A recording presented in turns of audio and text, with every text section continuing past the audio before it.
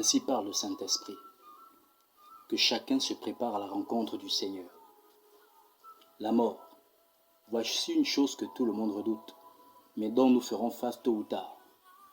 Plusieurs avant nous et parmi nos proches ont déjà vécu cette expérience.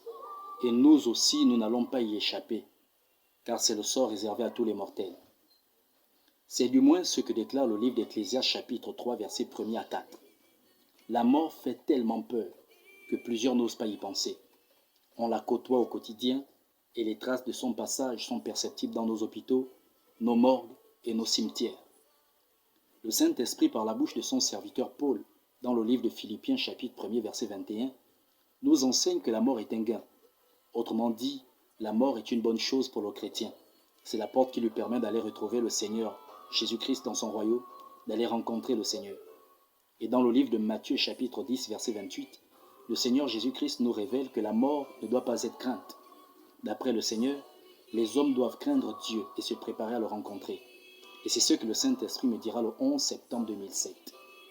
Ce 11 septembre, le Saint-Esprit me transporta dans une vision nocturne, dans une morgue, où il y avait plusieurs chrétiens qui pleuraient sur la dépouille mortelle d'un pasteur. Ils étaient nombreux. C'est alors que le Saint-Esprit me dit, la mort est un passage obligatoire. Tout le monde y passera. C'est pourquoi la mort n'est pas importante. Mais ce qui est important, c'est que chacun se prépare à la rencontre du Seigneur. Et la vision prit fin. En effet, dans le livre d'Amos, chapitre 4, verset 12, Dieu demande à son peuple de se préparer à le rencontrer. Dans ce passage, Dieu exprime clairement que la rencontre avec lui est une chose inévitable comme la mort et que nul n'échappera. Pour le Tout-Puissant, s'il y a une chose que les humains doivent redouter plus que la mort qui les effraie, c'est de se tenir un jour devant lui. Pourquoi donc? En lisant Amos, chapitre 4, versets 4 à 11, nous comprenons mieux pourquoi le Seigneur demande à son peuple de se préparer à le rencontrer.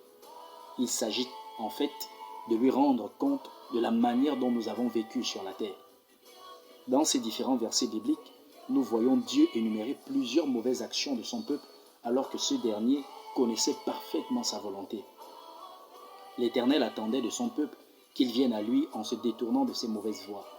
Il attendait de son peuple qui excelle dans le paiement de la dîme et des offrandes et autres sacrifices, qu'il obéisse à sa parole, qu'il la mette en pratique au quotidien. D'ailleurs, dans le livre de 1 Samuel chapitre 15 verset 22, l'Éternel n'a-t-il pas dit à son prophète que l'obéissance à sa parole était plus importante que les sacrifices? Or, plusieurs parmi les chrétiens semblent avoir oublié ou feint de l'ignorer. Nous sommes prompts à payer nos dîmes, nos offrandes et à participer à toute action sociale au sein de l'Église. Mais lorsqu'il s'agit de renoncer au mal pour plaire au Seigneur, nous trouvons plusieurs excuses pour demeurer dans notre état. Mais le Seigneur dit, prépare-toi à me rencontrer. Frères et sœurs, serviteurs et servantes du Seigneur Jésus-Christ, dans le livre de 1 Thessaloniciens chapitre 5 versets 16 à 24, l'apôtre Paul nous montre comment se préparer à rencontrer le Seigneur. En gardant dans la sainteté notre esprit, notre âme et notre corps. Autrement dit, nous devons chaque jour examiner nos actes, garder nos consciences et nos pensées pures, loin de toute souillure. Ce n'est pas un exercice facile, certes, mais avec le Saint-Esprit, cela est possible. Que Dieu vous bénisse.